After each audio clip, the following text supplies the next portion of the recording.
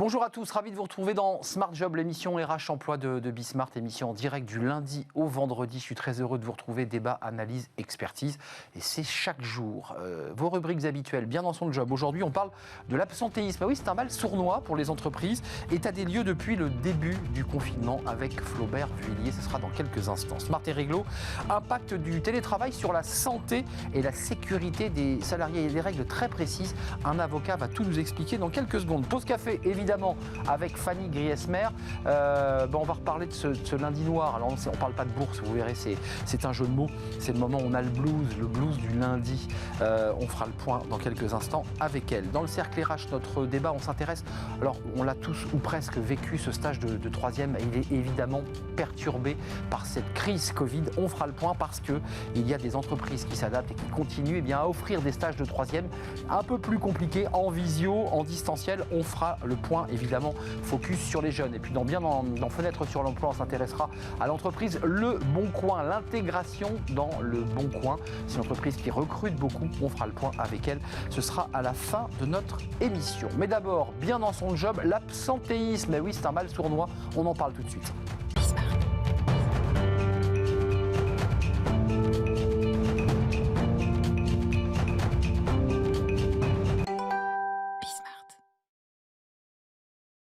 L'absentéisme, c'est un sujet sensible. Alors l'absentéisme depuis le confinement et puis l'absentéisme avant le confinement. On en parle avec Flaubert Vuillier. Bonjour Flaubert. Bonjour. Ravi de vous accueillir sur le plateau, fondateur de la Manufacture RH.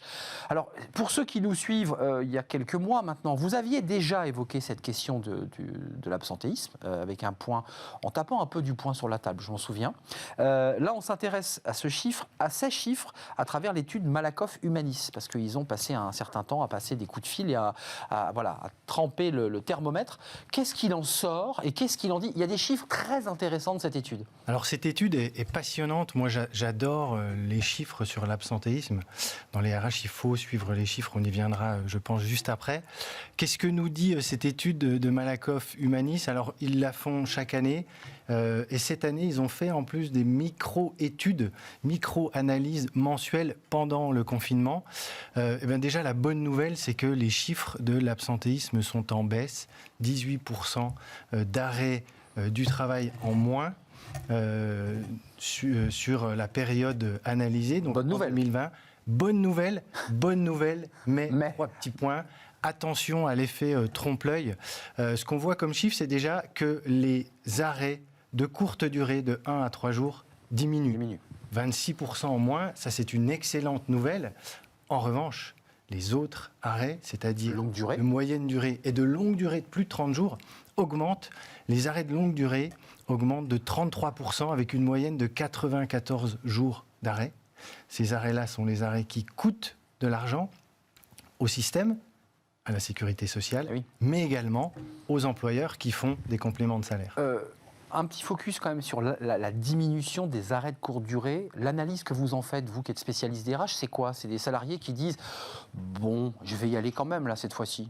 Alors, c'est une très bonne nouvelle au niveau de l'engagement. Ces arrêts de courte durée, moi j'encourage toujours les entreprises que j'accompagne à vraiment suivre de près ces arrêts de courte durée.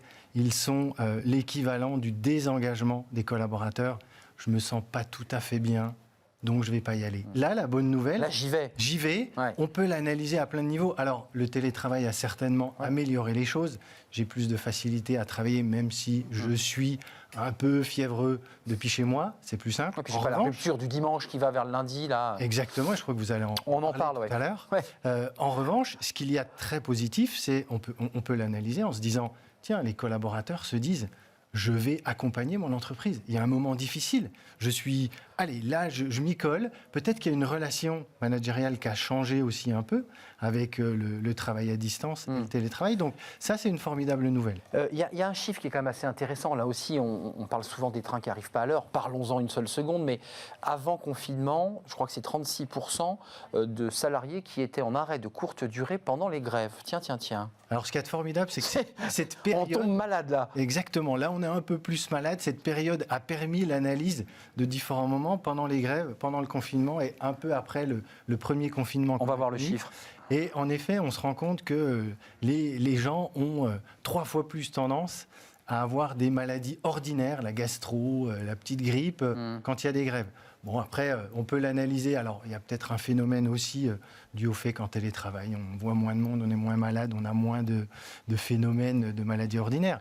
Mais certainement aussi, il y a les grèves, je dois me rendre sur mon lieu de travail. Ça va être galère. Ça va être galère. Bon, écoutez, je vais peut-être rester chez moi. Après, attention, ces arrêts de courte durée sont synonymes, souvent, de jours de carence, donc de perte de salaire. De salaire pour les collaboratrices et les collaborateurs. On en a parlé sur ce plateau, la carence n'est pas la même entre le public et le privé. Il y a tout un débat très, très sensible d'ailleurs et très politique.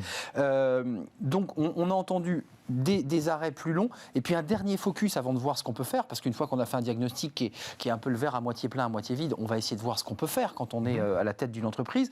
Il y a quand même des troubles psychologiques qui sont évoqués dans les médias depuis quelque temps. Là, on le voit à travers cette étude.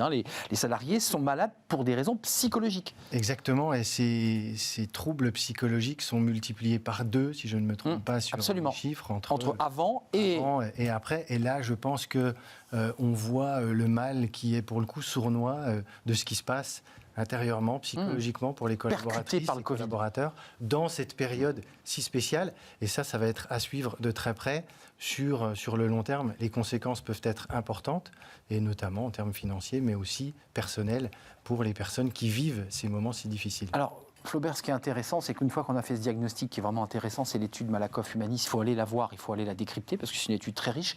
Vous êtes conseiller RH, vous donnez des conseils. Oui. Les entreprises, quand vous les rencontrez, elles ont leur tableau de bord, elles ont les outils ou elles n'ont rien ou pas grand-chose? Alors, ce qui est très intéressant aussi dans cette étude, c'est qu'ils ont interrogé des patrons, des entrepreneurs, des entreprises, et 56% déclarent ne pas avoir de tableau de suivi de l'absentéisme. Alors là, moi, les bras m'en tombent, ça n'est pas possible. On ne peut pas suivre ces chiffres-là. Encore une fois, 1% d'absentéisme, ça équivaut à 1% de masse salariale en termes de coûts. Aller chercher des pourcentages à droite, à gauche, il y a des leviers en termes d'argent à aller chercher, de bien-être des collaborateurs. Donc il faut suivre ces chiffres. Les indicateurs RH sont fondamentaux. Moi, j'accompagne mes clients sur ces sujets-là. Il y a 3 indicateurs, moi, que je trouve très intéressants. L'absentéisme, prévisible et imprévisible. Celui qu'on peut piloter, celui qu'on subit, mais il est récurrent, donc il faut le connaître. Il faut en analyser les causes. Après, il y a d'autres indicateurs comme le turnover, qui coûte évidemment beaucoup d'argent. Mais avant de nous quitter quand même, dans les entreprises, on sait qui sont les salariés qui, d'une manière un peu récurrente, font des arrêts maladie de souplesse parce que famille monoparentale, il y a quand même des causes qui parfois, sans les justifier, expliquent les raisons d'un absentéisme. Est-ce que l'entreprise a aussi un rôle dans ce cas-là? Mais d'où l'intérêt de suivre les chiffres, de déterminer la cause racine, d'aller voir les personnes, les populations qui sont plus sujettes justement à ces arrêts de travail. Et puis, n'oublions jamais une chose, quelle est la première victime de l'absentéisme? Alors moi, quand je pose la question, quand je discute avec des collaboratrices, collaborateurs, managers, on me dit c'est le client, c'est le manager. Non, c'est celui qui vient et qui travaille pour deux. L'absentéisme, il se répand, il répand un effet négatif. Au bout d'un moment, moi j'en ai marre. Donc il faut comprendre, agir, et puis élever les choses par le haut. Avant de nous quitter, puisqu'on a un avocat qui vient tous les jours sur des fenêtres, d'ailleurs c'est peut-être presque une thématique juridique, vous qui êtes un spécialiste de cette question, il n'y a pas de levier juridique pour un salarié qui serait trop absent dès lors qu'il a un certificat médical estampillé par un médecin professionnel? Il y a un levier possible là pour essayer de dire à la personne, écoutez, là vous tirez un peu sur la corde. Il y a les contre-visites médicales qui se font, il y a des sociétés privées, c'est vrai, métier. Toc, toc, toc. Exactement, d'aller vérifier. Il y a une politique à mettre en place. Pour moi, il faut créer un droit d'absence, mais à partir du moment où les règles du jeu ne sont pas respectées et on joue avec la règle, oui, il y a des choses à mettre en place. Alors à partir du moment évidemment où il y a un arrêt médical, il faut évidemment tenir compte de cet arrêt médical, mais les contre-visites médicales sont une solution. Moi, je les ai mises en place quand j'étais DRH. Donc, résumons-nous, cette étude Malakoff, elle nous dit qu'il y a quand même des salariés qui sont impactés psychologiquement, et elle nous dit aussi, vous nous le confirmez, qu'il y a des salariés qui ont pris conscience de la situation dans laquelle on était sur le plan économique et qui s'engagent un peu plus qu'avant. C'est ça qui est dit quand même dans cette crise Covid. Oui, c'est deux niveaux d'analyse. On ne joue plus. Peut-être qu'on a une autre relation à son travail, à son entreprise. Donc ça, c'est la très bonne nouvelle. En revanche, attention, sur le moyen et le long terme, là aussi, ça va coûter de l'argent. Donc surveillons ça de près et luttons contre ces arrêts maladie et l'absentéisme. Flaubert Vuillier, c'était un plaisir de vous accueillir sur le plateau de Smart Job, fondateur de la manufacture RH. Et allez jeter un œil, et plusieurs yeux d'ailleurs, sur cette étude Malakoff Humanis. Elle vous donne comme ça une idée un peu précise, une coupe, un petit peu une photographie très très intéressant. Merci et on se retrouve bientôt quand vous aurez envie de revenir nous voir. Exactement, avec grand plaisir Arnaud. Merci Flaubert. La suite, c'est Smart et Réglo. On parlait de droit justement, on va s'intéresser. On n'est pas très loin d'ailleurs de la responsabilité de l'employeur vis-à-vis de la détresse psychologique des salariés. Il y a des règles précises et on va faire le point avec un avocat. Et c'est tout de suite.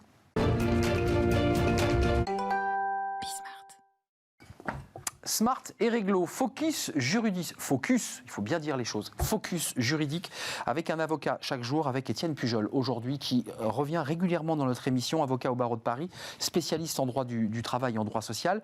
On s'intéresse, alors ça fait vraiment écho avec ce qu'on vient de se dire avec Flaubert, l'impact du télétravail sur la santé et la sécurité des salariés. Commençons, avant même de parler du Covid, l'entreprise a une responsabilité à l'égard de ses salariés, c'est une règle de droit. Une règle de droit et une règle d'autant plus importante que c'est une obligation qui est renforcée, de sorte que s'il arrive quelque chose aux salariés, alors en temps et lieu de travail, donc pendant la durée du travail et sur le lieu de travail, eh bien la responsabilité de l'employeur est engagée par rapport aux conséquences de ce qui arrive aux salariés. Alors, Étienne, il y a quand même des points qui sont intéressants. Il y a eu un ANI, il faut le rappeler, un accord national interprofessionnel non contraignant, mais qui a quand même repris un peu la jurisprudence du rapport de 2005, de l'étude de 2005, pour la nourrir. Là, aujourd'hui, il y a un document. Beaucoup de salariés sont en télétravail. Cas pratique, ce salarié se lève, on est lundi, il prend son poste à 9h, il va se connecter, mais à 8h45, il tombe dans la douche, il se blesse.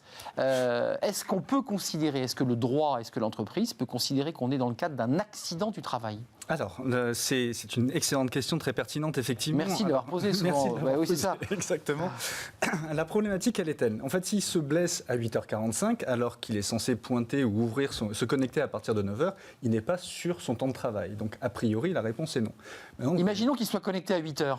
Qu'il soit connecté à 8h ou qu'il soit en forfait jour, puisqu'il n'y a pas de durée du travail en forfait jour. Là, la question est un peu plus problématique, parce qu'on va considérer qu'il est sur son temps de travail. Maintenant, est-ce qu'il répond à prenant sa douche, est-ce qu'il répond à une injonction de son employeur ? La réponse est a priori non. Donc, l'employeur, si malgré tout le salarié décide de déclarer cette chute dans sa douche comme un accident du travail, l'employeur devra émettre des réserves pour dire non, ça n'a aucun rapport avec le fait qu'il travaille pour moi. Mais il y a quand même beaucoup de points qui sont à définir. L'avocat, et j'imagine la jurisprudence, parce que la loi ne peut pas tout prévoir. Mais une maman qui va chercher son enfant, elle travaille jusqu'à 16h25, elle va chercher son enfant à l'école, à la crèche, je ne sais, pour reprendre son poste à 17h, puisqu'elle décide de faire un trou dans l'emploi du temps, elle se fait renverser par une voiture où elle glisse sur un trottoir gelé. Comment ça marche là ? Elle fait valoir quoi ? C'est toute la problématique en fait. On en revient au postulat de base. Est-ce que ce faisant, elle est sur un trajet professionnel pour se rendre sur son lieu de travail ? Non. La réponse est non. Donc a priori, quand même elle voudrait déclarer son accident du travail, l'employeur devra émettre des réserves en disant c'est pas de ma faute si elle est allée chercher son enfant à l'école. D'autant plus s'il n'avait pas été prévu dans l'accord, puisqu'on en revient quand même à la question de la l'ANI qui prévoit des accords collectifs, les temps de pause. Est-ce qu'il était prévu que cette salariée, entre 16h et 17h, fasse une pause pour aller chercher ses enfants à l'école? Donc on en revient à un débat plus fin encore sur la manière dont on organise une journée de travail en télétravail, parce que certains commencent déjà à se plaindre sur l'idée qu'on est en train de transposer une journée au bureau à celle de la maison. Celle de la maison offrait des souplesses. Si c'est pour pointer à 9h et quitter à 17h en ayant un code d'accès, enfin, ça ne change rien finalement. C'est exactement ça l'enjeu. L'enjeu juridique, quel est-il? Et c'est pour ça que l'ANI n'est pas allé aussi loin qu'il l'aurait pu. Le code du travail, il n'a pas été changé depuis qu'il a été rédigé. C'est-à-dire qu'on considère qu'il y a un lieu de travail et il y a un temps de travail. Or, on ne peut pas travailler de la même manière chez soi que chez son employeur ou au lieu de travail habituel. Et du coup, l'employeur ne veut pas exercer le même contrôle. Je vous rappelle, le lien de subordination, c'est direction, contrôle et sanction. Le contrôle du travail ne peut pas être exercé de la même manière quand on est chez soi que quand on est sur le lieu de travail. Je vous bombarde de questions parce que c'est des cas pratiques auxquels pensent les salariés. Ça ne peut être que ça. Je suis dans mon lit, il est 22h, je réponds à un mail urgent parce que je travaille à l'international et j'ai à ce moment-là un problème de santé, peut-être lié au stress, lié à l'angoisse que j'ai au moment où j'envoie ce mail, et je l'impute lié au fait, ce problème est lié au stress que j'avais. Là, on est dans un cas limite. Je suis dans mon lit. J'ai mon ordinateur, comme beaucoup de gens travaillent dans leur lit. Comment on fait ? En fait, c'était lié à la problématique de je suis en forfait jour, j'ai une grande latitude pour organiser mon travail comme je l'entends, c'est la contrepartie du forfait jour, et je fais du télétravail un peu gris. Pourquoi ? Parce qu'en étant forfait jour, on est quand même censé respecter les 11 heures de pause quotidienne, et notamment nocturne. Ça, c'est la règle, c'est la règle. Et les 35 heures hebdomadaires. Or, on se rend compte que des gens, pour des questions d'organisation, se déconnectent souvent ou ne travaillent pas en journée et donc reprennent leur travail le soir, une fois que la journée est terminée, les enfants couchés, etc., etc. Et on est dans une sorte de télétravail gris où, effectivement, si l'employeur dit « il faut que tu me répondes maintenant » ou « il fallait que tu me répondes aujourd'hui et tu n'as pas répondu », là, effectivement, il y a une présomption un peu plus forte de ce que c'est en lien avec... Là, l'employeur serait déclaré responsable du stress provoqué par le salarié. En tout cas, l'employeur aurait plus de mal à se défendre de la non-imputabilité de l'accident du travail. Vous qui êtes avocat, vous qui avez relation avec les entreprises, des clients, peut-être des salariés, où est-ce que le droit doit encore évoluer ? Parce que je pense qu'il y a la jurisprudence qui va évidemment s'empiler, qui va aider le juge à trancher, mais... Où est-ce qu'on doit améliorer les choses, selon vous ? C'est un peu, comme le dit Jean-Emmanuel Ray, c'est une sorte de juridique park, cette fiction de télétravail. Il y a une problématique fondamentale qui est on ne peut pas travailler de la même manière chez soi que sur le lieu de travail. Exemple de jurisprudence, un salarié qui se fait piquer par un frelon sur le lieu de travail, c'est un accident du travail. J'avais oublié celui-là. Un salarié qui se fait piquer par un frelon parce qu'il va jardiner pendant sa journée de travail, ça va probablement pas être un accident du travail, parce que c'est pas un lien. Autre exemple de jurisprudence, un salarié qui se prend une insolation parce qu'il travaille sur un chantier en extérieur, c'est un accident du travail. Un salarié qui se prend une insolation parce qu'il fait une sieste au soleil chez lui pendant sa pause déjeuner, ça va probablement pas être un accident du travail. Le Code du travail ne prévoit pas ça, et le Code du travail ne peut pas tout prévoir. Mais vous savez, le nombre de salariés qui partent sur des îles, dans les pays du Sud, qui partent en famille, en couple, avec des amis, en louant des maisons, des salariés tombent dans l'alcool. Parce qu'ils travaillent, parce qu'ils sont à distance. Est-ce qu'on peut là aussi imputer une responsabilité d'entreprise qui a une responsabilité sur la santé de ses collaborateurs, que ce soit sur des addictions ou autres ? Est-ce que là, il peut y avoir aussi, pour l'avocat qui défendrait ce salarié, la possibilité de justifier ce droit-là ? Oui, et d'une manière plus générale, de toute façon, l'employeur, on en revient à ce que vous disiez en introduction, l'employeur a une responsabilité par rapport à la santé de ses salariés. Or, en télétravail, on voit qu'il est beaucoup plus difficile de s'assurer de la santé de son salarié. Évidemment. Et donc, il y a des principes de management, et votre invité précédent en parlait, pour s'inquiéter de la santé de ces salariés en télétravail, qui sont déconnectés du monde du travail, qui n'ont plus parfois de lien social avec la collectivité de travail. Ce n'est pas une somme d'individualité, une entreprise, c'est un collectif aussi. Et donc l'employeur doit montrer qu'il a pris les mesures de prévention sur la santé de ses salariés. Et donc ça implique de s'inquiéter un peu plus régulièrement de comment va son salarié. Avant de nous quitter, Étienne Pujol, on l'a vu dans l'étude Malakoff Humanis, pour faire un lien avec la rubrique précédente, il y a moins d'arrêts de travail de courte durée qui prouvent l'engagement, mais il y a aussi plus d'arrêts de travail de longue durée sur des causes liées à la psychologie, c'est aux troubles psychologiques. Est-ce qu'on peut là aussi imputer, est-ce qu'un salarié peut imputer ces troubles psychologiques directement au fait que l'entreprise ne l'a pas suivi, ne l'a pas suffisamment aidé ? Oui. J'ai été abandonné, je me suis trouvé seul. Je ne me suis pas senti aidé, je ne me suis pas senti accompagné. Alors, il y a aussi la part des choses... C'est subjectif, oui, c'est très subjectif, parce qu'il y a aussi la part des choses entre la crainte d'attraper la Covid et le stress lié à être confiné chez soi dans un studio de 15 mètres carrés. C'est ça l'enjeu. Oui. Merci d'être venu nous éclairer, parce que c'est un droit qui évolue beaucoup. On est dedans, donc j'imagine que c'est très concret, que la jurisprudence se fabrique au gré des décisions de justice. Merci d'être venu, Étienne Pujol, nous éclairer sur cette question, sur la responsabilité des entreprises à l'égard de leurs salariés. C'était Smart et Réglo. On fait une petite pause café. C'est le Blue Monday. Bah oui, le Blue Monday, en tout cas, on va le voir avec Fanny Griesmer. Bah oui, c'est ce fameux jour-là, le fameux lundi, où on est totalement dépressif. On en parle. Est-ce qu'on est vraiment dépressif d'ailleurs ? C'est tout de suite, pause café. Le Blue Monday, alors vous allez me dire une pause café pour parler du Blue Monday, mais qu'est-ce que c'est que cette histoire? Mais non, parce que Fanny Griesmer, elle va nous redonner le sourire, elle va essayer de nous faire un tout petit peu rêver. En tout cas, le Blue Monday, Fanny, c'est... Puis on peut parler de tout pendant la pause café. Voilà, on peut parler de tout, mais là, vous avez choisi de parler du Blue Monday. Oui. Bon, le Blue Monday, c'est quand même la journée supposée la plus déprimante de l'année. Ouais. Vrai ou pas vrai, d'abord, cette histoire de... Alors, ça sort d'où, ça? totalement vrai. Alors, ça revient déjà chaque année, le 3e lundi du mois de janvier. Alors, la date n'a pas du tout été choisie par hasard. C'est le résultat d'une formule mathématique des plus complexes. Un algorithme? On a un point de convergence entre le manque de luminosité, ça ne nous a pas échappé, hein. Le froid, le contre-coup financier des fêtes. Oui, vous avez peut-être trop dépensé pendant les fêtes, hein. Et puis l'érosion, déjà, et oui, le 18 janvier, des bonnes résolutions de début d'année. Alors, si l'on ajoute cette année le masque, le manque d'interaction sociale, et en plus, depuis samedi, le couvre-feu à 18h, alors là, on se dit que le cocktail est explosif et que forcément, on a un peu le moral dans les chaussettes. Donc, rien de scientifique. Ouais. C'est presque un fake, hein, comme cette histoire. Il y a une véritable équation. Ouais. Donc, c'est un professeur de psychologie qui est à l'origine de cette savante équation. Sauf qu'il aurait été missionné et payé par une agence de voyage. Donc, bon, le côté scientifique passera par là. Sauf que, oui, cette année, on s'est à se demander s'il n'y aurait pas quand même un grand fond de vérité. Effectivement, comment ne pas se laisser gagner par le spleen, cette période très très spéciale, alors que les prémices de 2021 ressemblent un petit peu trop à 2020. Selon une enquête menée par l'agence d'intérim CAPA, 72% des Français se sentent plus déprimés que l'année dernière. La crise sanitaire coupable pour plus de la moitié d'entre nous. Et pour couronner le tout, nous serions plus de 40% à estimer que l'année 2021, cette année-ci. Vous vouliez rester dans l'année précédente. Que 2020, non, je n'ai pas envie, mais visiblement, ça ressemble un peu trop. Oui, on n'a pas vu beaucoup de ruptures entre 20 et 21. Il y a quand même une question autour. Alors, Blue Monday, c'est qu'on fait la tête, on est un peu déprimé, on porte sur nos épaules des trucs terribles.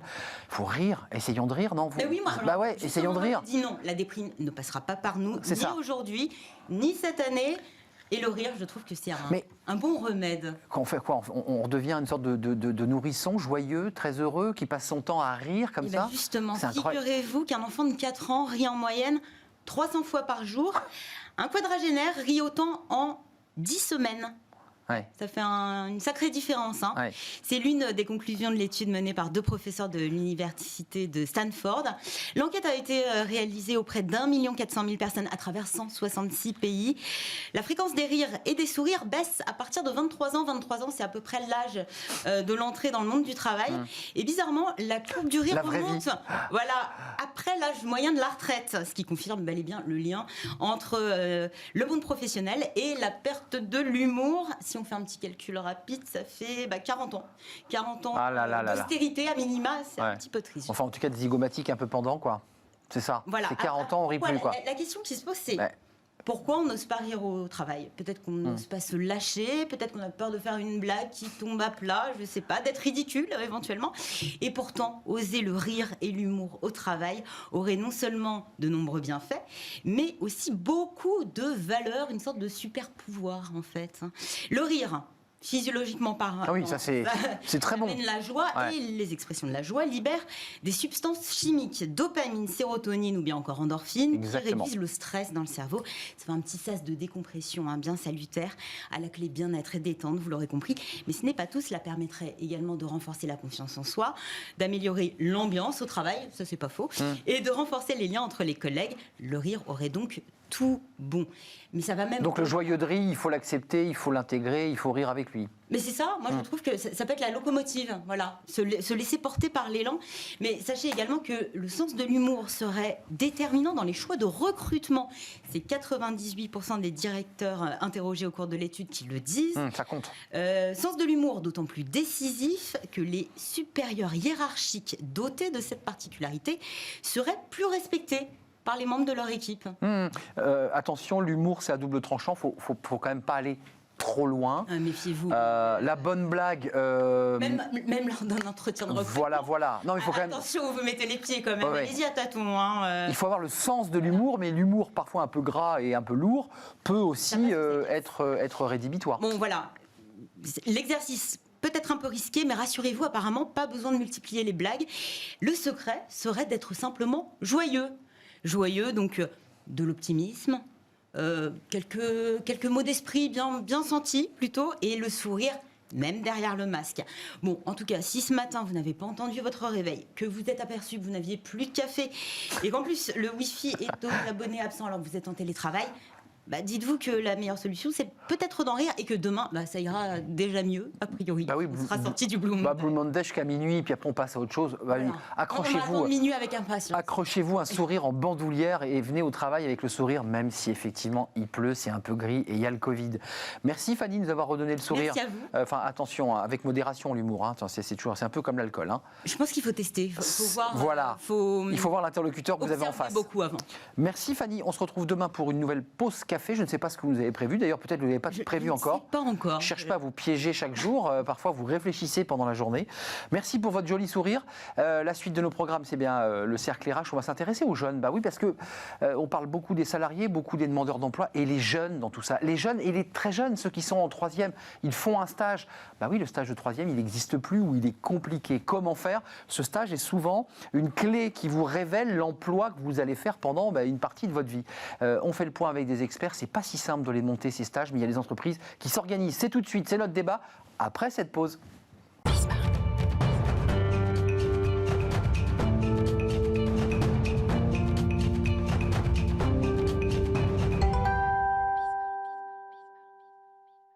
Le cercle RH, notre débat quotidien, très heureux de vous retrouver. Vous étiez peut-être avec nous dans la première partie de l'émission. On s'intéresse aux jeunes.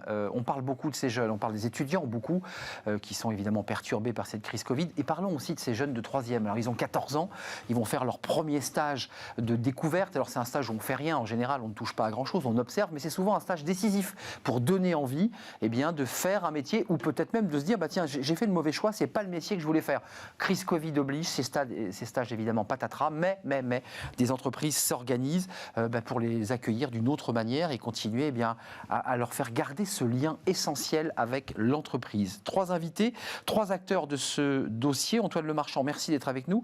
Vous êtes le DG, le directeur général de Nature et Découverte et coprésident d'Entreprise et Progrès, dont on a parfois quelques invités de ce mouvement très dynamique. Vous faites partie de ces entreprises qui justement avaient décidé d'inventer, de recréer, de réinventer ce stage de troisième dans un contexte extrêmement particulier.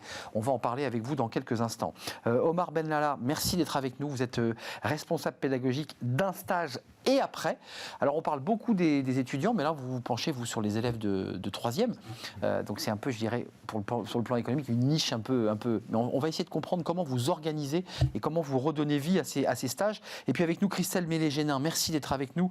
Vous êtes présidente fondatrice de Job IRL. C'est un réseau social d'orientation gratuit avec justement une réflexion autour de ces stages de troisième pour mettre en connexion certaines entreprises. Je pense à Ferrero, puisqu'elle est citée évidemment. Nature et Découverte. Commençons par vous.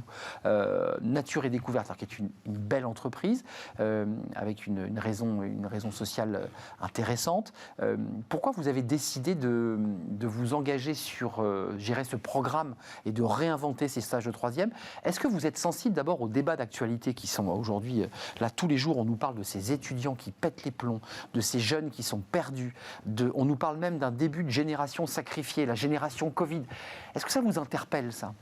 Je crois qu'il n'y a pas de débat. Le constat, c'est qu'aujourd'hui, effectivement, nos enfants, nos petits cousins, etc., on voit bien concrètement comment ils étudient. Et c'est à distance, ou alors si c'est pas à distance, avec un masque toute la journée. Il n'y a plus d'activité. Et puis on leur dit crise climatique, crise de virus. Enfin bref, on leur dit vous êtes responsables aussi. Excusez-moi, c'est vous les jeunes qui êtes responsables. On leur a dit un peu. Ah oui, moi on me dit que c'est les vieux maintenant. Les vieux. Ah d'accord. Ça a changé parce qu'au début c'était les jeunes. Ah oui, enfin en tout cas, moi je suis toujours né avec le mot que je vivais dans une crise et je crois que nos jeunes, on leur dit également qu'ils vont vivre tout le temps dans une crise. C'est vrai. Et il faut essayer de leur donner justement un peu de ciel bleu. Et il y en a du ciel bleu. Donc essayons de... Il y a du ciel bleu. Bien sûr, il y a du ciel bleu. Il y a des créations d'entreprises. En France, on a un pays de fort entrepreneuriat et c'est une bonne nouvelle. Il y a aussi beaucoup de jeunes qui qui se lance dans le service à la personne. Le commerce dans lequel je suis, c'est le premier employeur des jeunes. C'est du 18-25 ans. On recrute massivement des jeunes. D'autres enseignes que Nature Découverte ont annoncé des programmes très massifs de recrutement dans les années à venir. Vous êtes en recrutement aussi, vous gardez le contact. Oui, on va continuer d'ouvrir des magasins. Alors, c'est très difficile aujourd'hui de prévoir l'avenir, c'est ça qui est compliqué. Et c'est vrai que c'est plutôt dans le monde du digital qu'on va recruter, quand on parle de commerce, que des magasins. Mais néanmoins, nous continuons d'ouvrir des magasins. Et on peut aussi avoir des jobs qui soient difficiles en termes de recrutement. Donc on s'est dit, la meilleure manière évidemment d'intéresser ces jeunes au monde du commerce, c'est de leur faire des stages chez nous, mais des stages un peu particuliers. Je ne sais pas si on en parlera. Bien sûr, c'est ça qui est virtuel, enfin en tout cas avec... Là, oui, c'est virtuel. Là, c'est clairement virtuel. Mais des stages, au lieu que ce soit photocopie, café, programme, on va leur faire découvrir... Ils potassent un peu avant, si je me permets. Ils potassent avec leurs profs avant. Absolument. C'est très important de le dire. Donc en fait, c'est du virtuel. On a un stage avec toute la classe. Ce n'est pas avec un élève, c'est toute une classe. Et on leur demande d'être des reporters de notre raison d'être. C'est-à-dire, beaucoup d'entreprises ont défini récemment leur raison d'être. Ce qui est votre impact. Mais on leur dit, écoutez, la meilleure façon de se challenger, c'est un regard d'un jeune. Venez faire et interrogez-nous sur qu'est-ce que cette raison d'être et surtout les preuves de cette raison d'être. Parce que le slogan, tout ça, c'est beau, mais le regard d'un jeune et de nous demander des preuves de ça, finalement, c'est la meilleure manière d'avancer. Avec les mots d'un gamin qui a 14 ans, avec ses mots et son regard de Jones, qui lui, sur son téléphone et sa manière de vivre. Voilà, c'est bien votre raison d'être, mais in real life, c'est bien.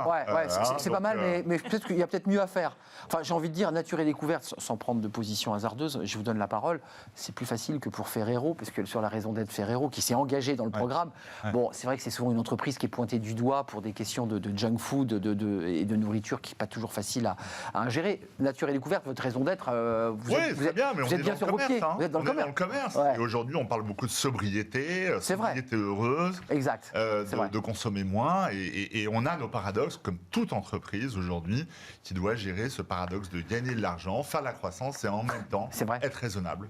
Bien sûr, bien sûr. Chacun, commençons par vous, les jeunes de 3e, parce que j'allais dire, j'ai parlé de niche, c'est un mot un peu impropre, mais c'est un secteur, on se dit jeunes de 3e, ils ont bien le temps, c'est ce qu'on dit. C'est quand on est à la fac qu'on choisit. Non, vous dites, non, c'est dès la 3e que l'orientation se fait ou que les erreurs se commettent. Racontez-moi votre histoire et votre parcours. Pourquoi vous avez décidé de vous intéresser à ces jeunes ? Personnellement, j'ai arrêté l'école en 3e.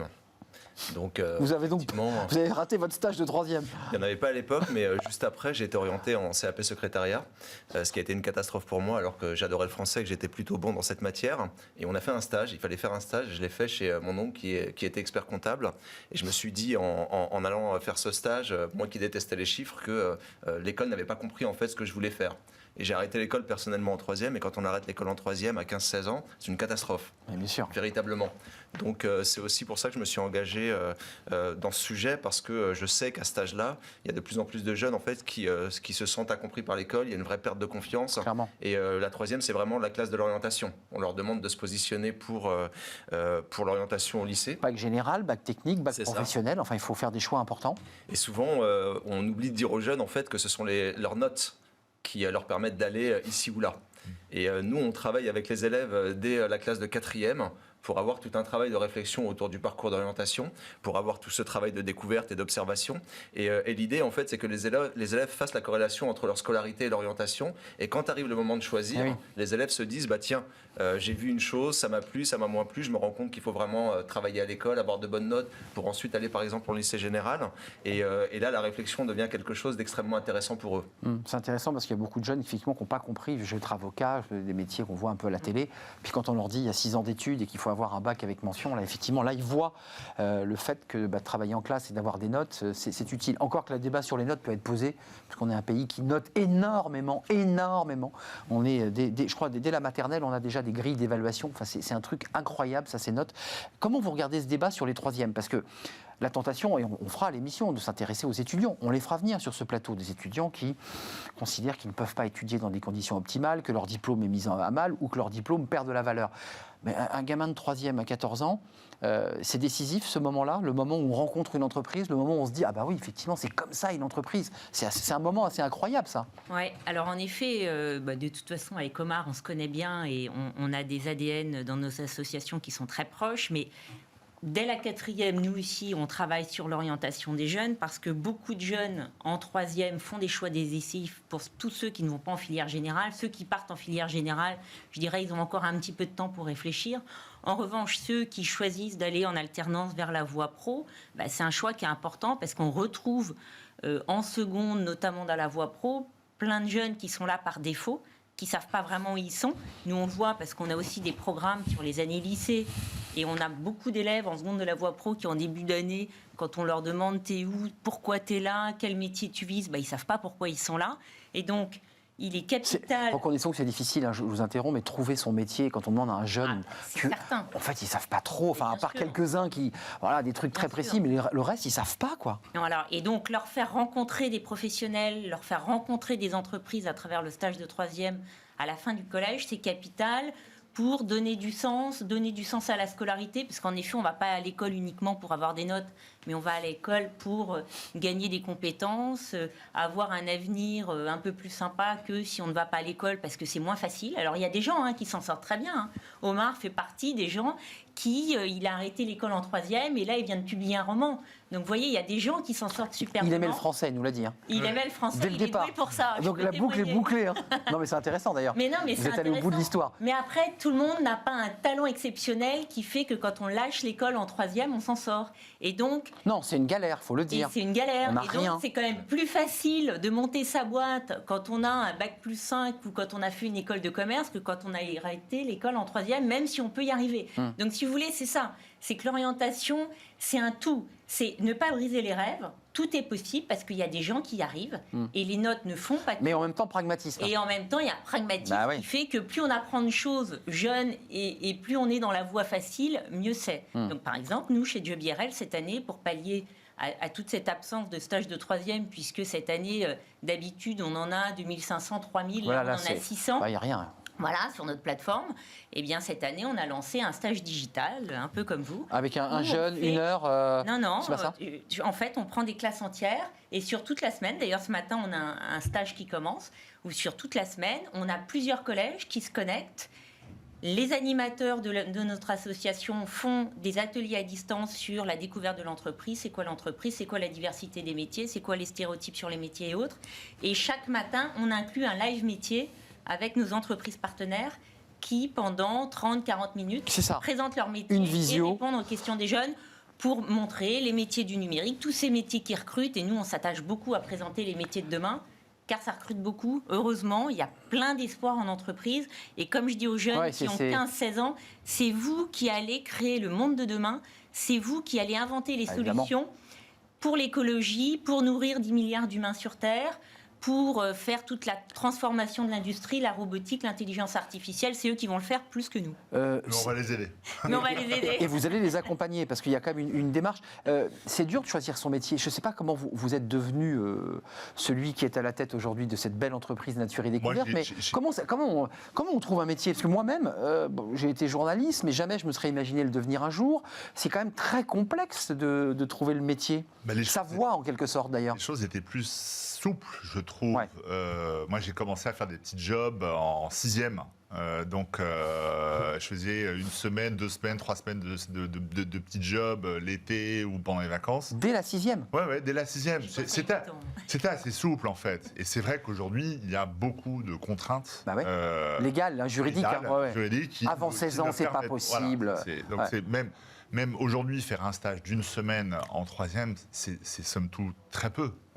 Finalement, on a un regard très faible sur l'entreprise. D'accord. C'est déjà mieux que rien, mais démarrons avant et essayons effectivement, avec les solutions du numérique, de rencontrer plusieurs profils et pas juste un profil. Mais je vous interroge, vous, chef d'entreprise, c'est pas pour créer une polémique artificielle, mais l'ayant vécu moi-même, parce que j'ai été professeur, il y a une incompréhension du monde enseignant à l'égard du monde de l'entreprise. Est-ce que vous le ressentez, franchement? On ne se connaît pas. Entreprise et Progrès accompagnent beaucoup d'écoles, que ce soit en stage. On a aussi recruté des députés en stage il y a quelques années. Il y a même une émission d'ailleurs sur LCP, Vie ma vie. Ouais, moi chez Nature Découverte, on avait accueilli pendant une semaine un député. Mais il enfile la blouse, il prend les cajots. Ouais, le tablier, il commence à vendre et tout. Mais effectivement, on voit le monde des professeurs qui a un peu du souci avec l'économie. On est d'accord. L'économie, d'ailleurs, moi je l'ai étudiée. J'ai envie de dire, et l'argent, et la réussite, si je peux me permettre. L'argent, la confusion entre chiffre d'affaires, dividendes, résultats nets, tout ça, ça se mélange bien. Un peu. Et c'est vrai que le but d'une association comme Entreprise et Progrès, c'est de dire, écoutez, on ne va pas faire prosélytisme, pro-capitalisme, etc. Nous, on va juste vous parler de l'entreprise. On n'est pas en guerre, hein. Non, pas du tout. On n'est pas en guerre, on est ensemble. Mais c'est vrai que l'idéal, c'est vraiment de travailler des profs. Maintenant, il y a une nouvelle génération de profs, plus pragmatiques, c'est vrai. Et qui comprend bien que l'entreprise peut être une solution. Si on parle beaucoup aux jeunes en disant tu vas faire ça, tu vas faire ci, tu vas sauver le monde, etc. Ils disent non, c'est beaucoup de boulot. Vous avez pollué, vous avez créé des virus, etc. On va avoir du mal. Aidez-nous un petit peu. Et je trouve que les professeurs qui viennent d'arriver sont beaucoup plus pragmatiques et accueillants vis-à-vis de l'entreprise. Pour être précis, parce que certains ont eu une autre vie avant, ils ont été dans l'entreprise et puis ils sont devenus profs en reconversion, donc ils ont vécu l'entreprise.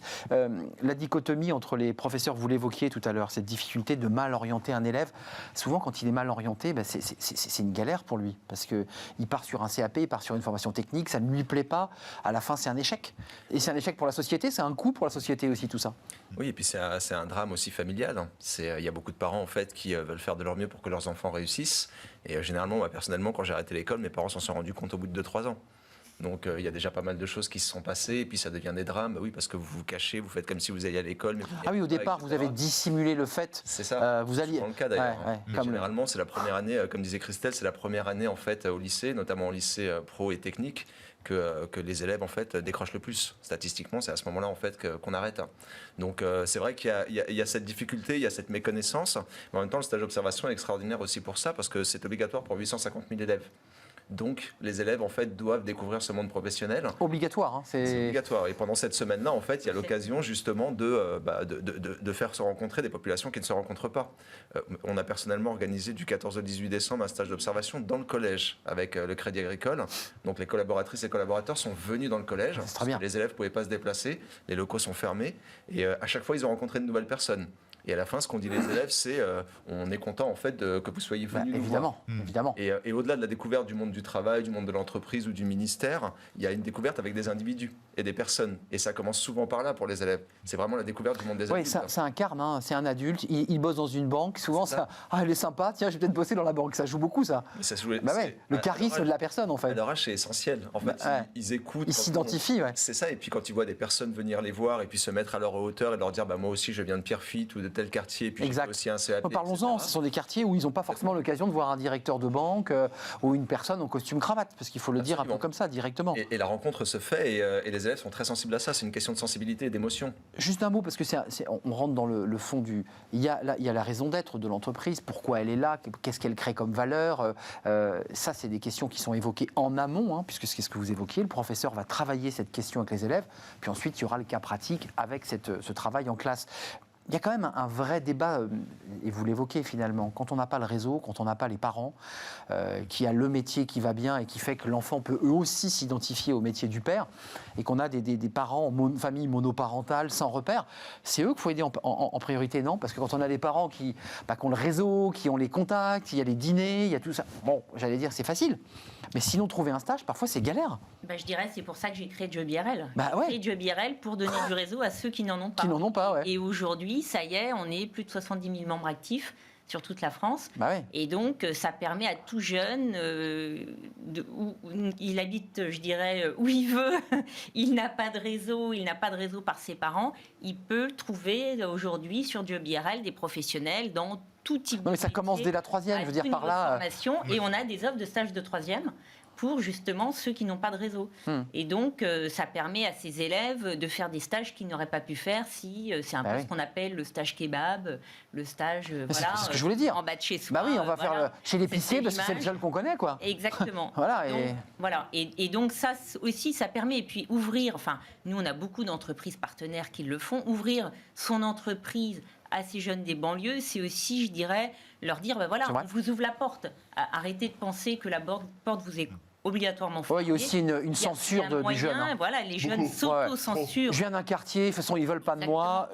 Mais dans l'entrepreneuriat, c'est saisissant. Moi, j'avais accompagné un lycée comme ça pour monter virtuellement une entreprise pendant 1 an. Super. Et j'étais très marqué par l'autocensure, les limites tout de suite qui se fixaient. C'est ça. Et en se disant, moi, je veux créer juste une roulotte à pizza. Et je disais, mais non, mais les gars, il faut penser beaucoup plus grand. Pourquoi vous vous limitez à votre roulotte de pizza? Non, mais c'est bien, pourquoi pas. Et dans mon quartier, si possible. Oui, pourquoi pas, mais visez grand. Et pourquoi vous mettez des limites? Oui, mais nous, on vient de quartier, on n'aura jamais, effectivement, le réseau, on n'aura jamais l'écoute, les banques nous prêteront jamais de l'argent, etc. Ce qui a probablement été vrai pendant un moment, je crois que la bonne nouvelle, c'est qu'il n'y a jamais eu autant d'initiatives et c'est formidable ce que j'écoute autour de moi, de justement mettre des réseaux qui ne sont pas accessibles justement en accès à ces personnes-là. Et c'est aussi important que le diplôme, on sait très bien, le réseau... On sait très bien qu'il y a deux catégories, il y a 2 France, il y a une partie qui a le réseau, les diplômes, et l'autre qui n'en a pas. Parce que vous, dans votre entreprise, je veux dire, il y a une raison d'être, une raison sociale, on voit les valeurs que vous portez, mais en même temps, c'est aussi une relation commerciale classique. Il faut que quelqu'un soit aimable, sympathique, donc la sélection est importante, là. Il ne faut pas se rater quand on pousse la porte d'une de vos enseignes, c'est la personne que l'on voit. Si elle n'est pas aimable... Pendant et après. J'ai plus envie de revenir. C'est compliqué. Donc là, j'imagine que vous avez une vigilance particulière sur le recrutement, les profils de ces personnes. Mais on passe beaucoup de temps à les former, à les écouter aussi, à comprendre un peu qui ils sont, viennent rechercher. Et beaucoup d'entre eux découvrent que le commerce, c'est beaucoup de boulot. Parce que Nature Découverte, ça a toujours eu l'image de c'est zen, c'est cool, c'est la nature, les petits oiseaux. Et on leur dit, bien sûr, mais c'est aussi beaucoup de boulot. Donc, il faut connaître les produits, il faut emballer, il faut speeder et toujours être sympa. Voilà, toujours être sympa. Et je crois qu'en fait, la considération qu'on leur apporte au quotidien, l'écoute, moi j'ai beaucoup sur le terrain et discuté avec eux, au contact des fait que ça n'est pas fin. C'est-à-dire qu'ils sont vraiment heureux de bosser chez Nature Découverte.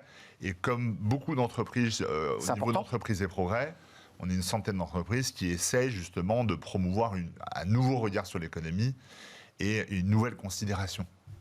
Pour des collaborateurs. Des collaborateurs. Ça, vous n'êtes pas de la chair à canon. Vous êtes essentiel. C'est une association qui est assez orientée sur le employee first, customer second. C'est vraiment les employés d'abord. Et si les employés sont heureux... Forcément. Voilà, à un moment, les clients, ils vont être heureux, ils vont se dire, ici, dans cette boîte, dis donc, ils ont l'air...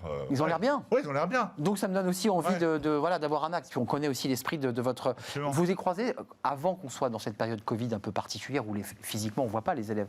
Ceux qui venaient, ceux que vous avez eu la chance de croiser au siège ou dans le réseau, comment vous les regardez, ces jeunes? Parce que il m'est arrivé aussi d'accueillir dans des rédactions des jeunes de 3e. Parfois, on se dit, lui, il est totalement fait pour le job, et puis on voit un jeune qui n'est pas du tout fait pour le job. C'est très intéressant, ça. Oui, alors moi, je les vois effectivement soit des très timides, c'est ça, et qui bougent pas, qui pensent que leur potentiel sera... Et ça, c'est effectivement plutôt des quartiers plus difficiles, où ils se disent, de toute façon, moi, jamais j'aurais, donc extrêmement timides, ils n'osent pas. Et puis une autre catégorie qui, alors là, par contre, hyper à l'aise. Pied au plancher. Limite qui tutoie d'emblée et qui parle plusieurs langues, qui code, etc. Et c'est là où se pose la question du leadership de patron par rapport à des petits jeunes qui maîtrisent parfaitement des outils, des réseaux sociaux, du codage, etc. Et qui se sentent supérieurs à vous. Et ils le sont, techniquement, ils le sont vraiment. Donc ça c'est terrible, de ressentir ça quand même. Se dire, il est capable de rentrer quasiment dans mon URL, de bidouiller. Ça donne le vertige.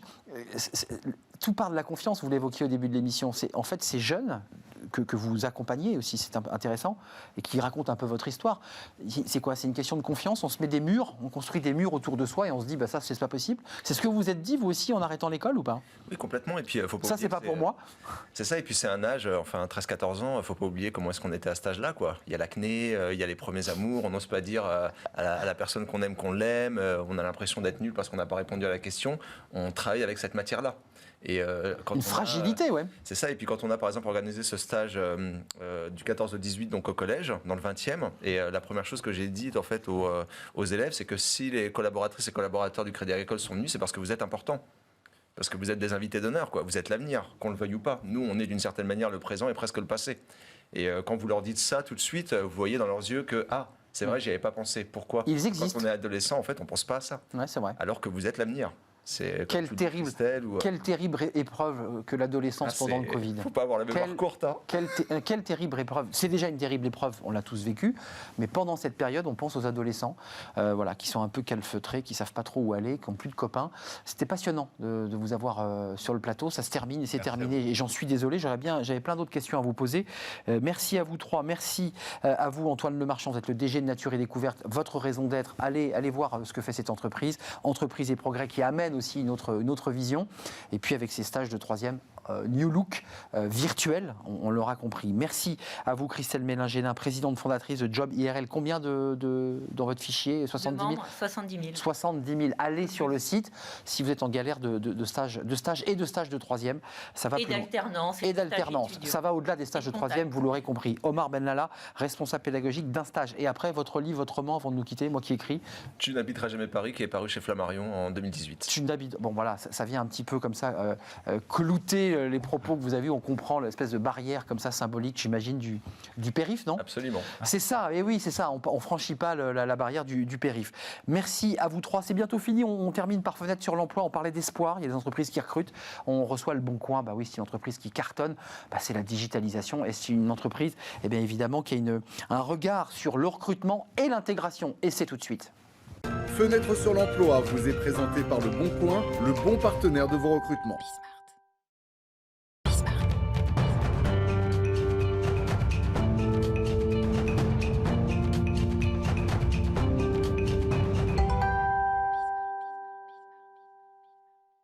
Fenêtre sur l'emploi avec notre partenaire Le Bon Coin. On est très heureux de vous accueillir, Pauline Roche. Je suis sûr que vous avez entendu ce qui s'est dit il y a quelques secondes, Nature et Découverte notamment, directrice marché emploi groupe Le Bon Coin. Parlez-nous du recrutement et de l'intégration de vos collaborateurs. Alors, dire avant Covid, parce qu'il y avait déjà une volonté très particulière d'intégrer, de recruter, de chouchouter. Et puis évidemment, en deuxième partie, on parlera des intégrations pendant le Covid. Mais quel est l'esprit du Bon Coin en matière de recrutement et d'intégration? Merci de m'accueillir déjà sur ce plateau, parce que c'est vrai que j'adore parler du Bon Coin, et notamment des... Je le comprends. Oui, et les Français aussi aiment parler du Bon Coin, de leurs anecdotes, etc., liées au Bon Coin.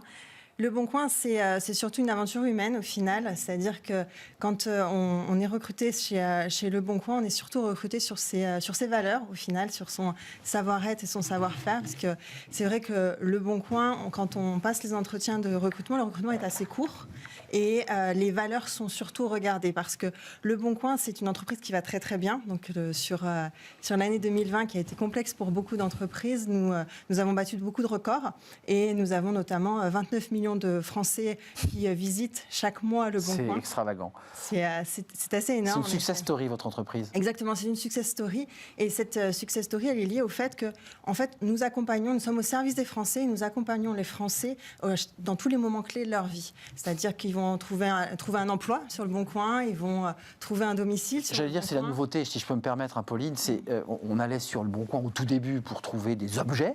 Et puis là, l'emploi, ça cartonne. L'emploi, ça cartonne. L'immobilier, l'automobile. L'immobilier, bien sûr. Nous avons une raison d'être qui est forte au sein du Bon Coin, qui est de donner à chacun le pouvoir de mieux vivre au quotidien. Et ça, c'est vraiment important aussi dans le parcours de recrutement. C'est-à-dire que dans donner à chacun le pouvoir de mieux vivre au quotidien, c'est aussi aux collaborateurs le pouvoir de donner, de vivre mieux leur quotidien, etc. Donc en fait, ce qui est évident pour nous, c'est de se dire qu'il y a une alchimie dans le recrutement. Et cette alchimie, elle se passe entre des candidats qui ont des compétences. Et des soft skills, vous évoquiez aussi les soft skills, l'attitude, la façon d'être, les loisirs, le côté connecté. puisque c'est quand même un site où il faut quand même un tout petit peu connaître les data, la tech, j'imagine. Oui, et l'attitude, les soft skills, c'est quoi les éléments qui font que vous dites l'alchimie, ça va marcher, ça va matcher avec ce collaborateur? Dans le parcours, en fait, on teste d'abord les compétences métiers, mais on regarde aussi les valeurs du candidat. Est-ce que les valeurs du candidat, est-ce qu'il va être pragmatique, est-ce qu'il va y avoir la proximité? Parce qu'en fait, on veut que ce soit... En fait, nous sommes le reflet et le même sentiment que les utilisateurs du Bon Coin. C'est-à-dire les utilisateurs du Bon Coin apprécient le Bon Coin, apprécient la proximité du Bon Coin. Donc on va tester, est-ce que le candidat correspond aux valeurs du Bon Coin? Parce que le meilleur moyen pour avoir un site qui correspond aux Français, c'est de tester ces valeurs-là. Alors là, on a fait le monde merveilleux d'avant Covid, c'est-à-dire un recrutement qui se fait par étapes. On est dans un bureau, on offre un café, on essaie d'en savoir un petit peu plus. Là, c'est sympathique. Puis, il y a quand même l'intégration et le recrutement en période Covid. Vous continuez à recruter parce que votre entreprise est en plein développement, donc vous continuez à accélérer. C'est plus compliqué, non, j'imagine? Alors, c'est plus complexe, plus complexe pour tout le monde. Donc, l'année dernière, on a quand même fait 174 recrutements. Donc, c'est une entreprise qui va bien, qui recrute. On a plus de 1400 collaborateurs.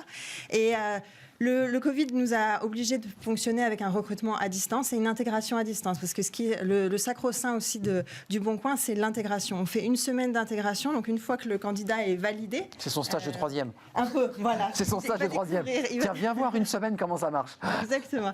En fait, tous les services vont venir présenter qui ils sont, comment ils fonctionnent. Tout le monde joue le jeu parce que dans certaines entreprises, pas le Bon Coin, je le sais, mais il y a des boîtes qui disent « Attendez, mais j'ai pas que ça à faire que de recevoir le mec qui ne sera pas dans mon service. » Il faut le dire. Là, vous le faites. Tout le monde joue le jeu. Tout le monde joue le jeu. Pourquoi? Parce que déjà, il y a une notion d'exemplarité. Et Antoine Joutot, donc le directeur général du Bon Coin, pour toutes les promotions de tous les arrivants, prend du temps sur son agenda, qui est quand même bien rempli, pour rencontrer justement les nouvelles recrues et commencer à faire ce partage d'ADN du Bon Coin pour faciliter, leur intégration, mais aussi conserver les valeurs du Bon Coin qui en font une success story française, comme vous le dites. On l'évoquait tout à l'heure avec Antoine Lemarchand, sur l'idée qu'on se sente bien dans une entreprise, parce que quand on se sent bien dans son entreprise et qu'on se sent aimé, mais jusque par son directeur général et son PDG, on a envie d'y aller. Enfin, je pense qu'il y a de ça. C'est très basique, mais c'est très important, ça. De se dire, il a pris du temps pour me parler, il a pris du temps pour m'écouter. Je pense que ça joue dans les performances. Donc vous le ressentez, ça? Nous le ressentons. Et jusqu'à il y a encore 2 ans, le membre de comité de direction participait même à la dernière étape du recrutement. Bon, avec 174 recrutements, il ne peut plus mais il l'a fait un petit peu comme ça. Mais voilà, mais il reste investi, et ça, c'est vraiment important.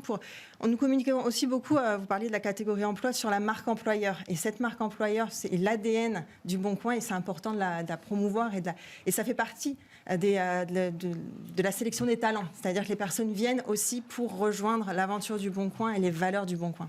Un petit mot sur la raison d'être, puisqu'on l'a évoqué, ce qui vient vraiment créer un fil rouge dans notre émission aujourd'hui, en tout cas sur la partie du débat, donner à chacun le pouvoir de mieux vivre au quotidien. Ça, c'est la raison d'être du Bon Coin. Oui. C'est-à-dire que vous êtes un outil, et d'ailleurs 4e, je crois, dans le sondage, comme étant un site qui nous change la vie, qui nous aide.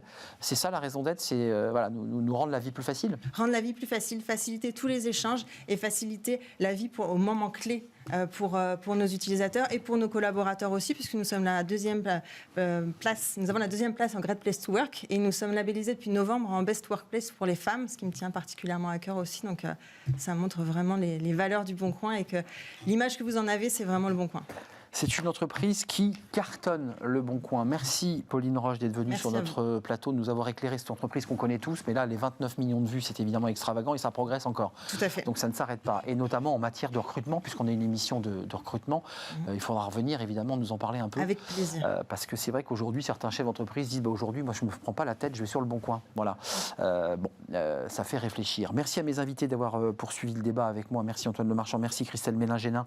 Merci à vous Pauline Roche du Bon Coin. Merci à vous qui nous regardez, bien entendu, parce que vous êtes des fidèles. Merci à Fanny Griesmer et à toute l'équipe. Merci à Kenny Dettelbach à la réalisation, et puis à mes amis du son, et à tous ceux qui accueillent les invités. Je serai là demain en direct, ce sera un vrai plaisir. Et puis c'était le Blue Monday, j'étais un peu triste, mais demain j'aurai un sourire incroyable. Portez-vous bien, à demain.